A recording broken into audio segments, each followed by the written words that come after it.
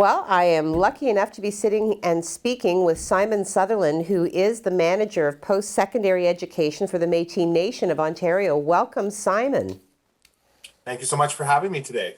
Now, you just hosted a fantastic event. It occurred on the 12th and the 13th. Now, this had to do with post-secondary students. It was a virtual gathering, and really the core, from what I understand, the purpose of it was to build resiliency in that community. Yeah, that's correct. So the resiliency gathering that we just hosted was the first time that we've done an event like this. Okay. Um, it was largely predicated by the knowledge that COVID has had a pretty bad impact on some of our students and across the Yes. board, and that it was critically important for us to remind our students that they come from a very resilient people who have overcome a tremendous amount of adversity in their own history to afford them the opportunity to tie back to that culture and that heritage and to be equipped. We hosted a number of really topical and practical workshop sessions. Okay. So we were pleased to have our tenants' rights advocacy group come and explain to our registrants and participants that they have rights as tenants. We had our own M&O victim services team come and present on Wow. what abuse or other domestic violence situations look like. And Okay. finally, we had the Aboriginal Legal Services of Toronto come and tell our participants about what they could do if they found themselves in any legal problems. Why? Um, Wow. So really a broad range of topics, all very supportive and helpful. I guess my question would be, I mean, given that, we're talking about the pandemic and the difficulties that students in particular, I have two children in my home, and I know firsthand the challenges that, virtual offerings have presented. Now, if we flip that for an event like this, I would have to argue that offering it virtually has probably increased your ability to reach a broader audience. Would you agree with that? Absolutely. I think we've all learned that these Zoom meetings and things like that aren't going anywhere, that we're going to have to integrate them into our practice.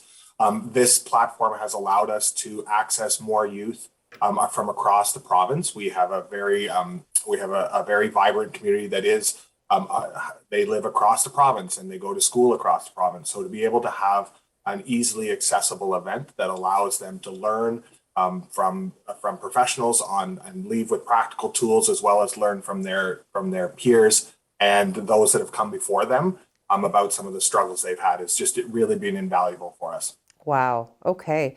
Now, also from what I was reading about the event, a host of very interactive opportunities for the students who attend, but also some very traditional cultural offerings.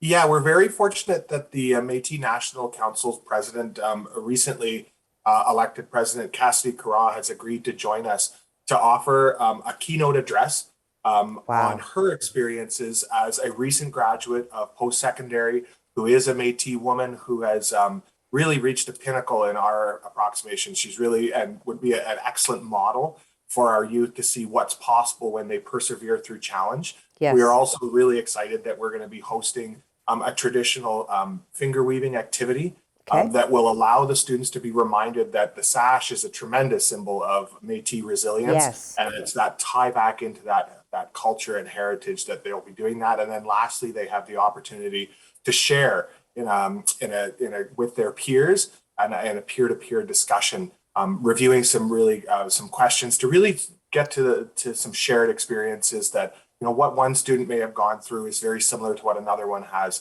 So at the end of the day, they leave feeling that they know where they can go. They know they have some tools to get them Wow. there, and they're reminded that they are not alone and that they're supported. Wow, such an amazing opportunity for these young people. I would like to see something like this offered for every culture, for students in general. This is really, really quite a phenomenal event that has been put together.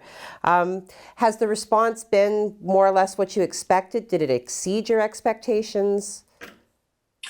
It's a great question. I think that we always aim very large for these things, and we were thrilled that we had over 100 students from across the province register. Oh, So fantastic. we've we've received some tremendous feedback because as part of this event as well, we also did deliver students a package, a bit of a conference kit, a care package that included Métis written literature on stories of resilience, as well as some other items that would tie them back into their culture and provide some of that anchor points for them. So we've had some wonderful feedback on those items and on the event itself.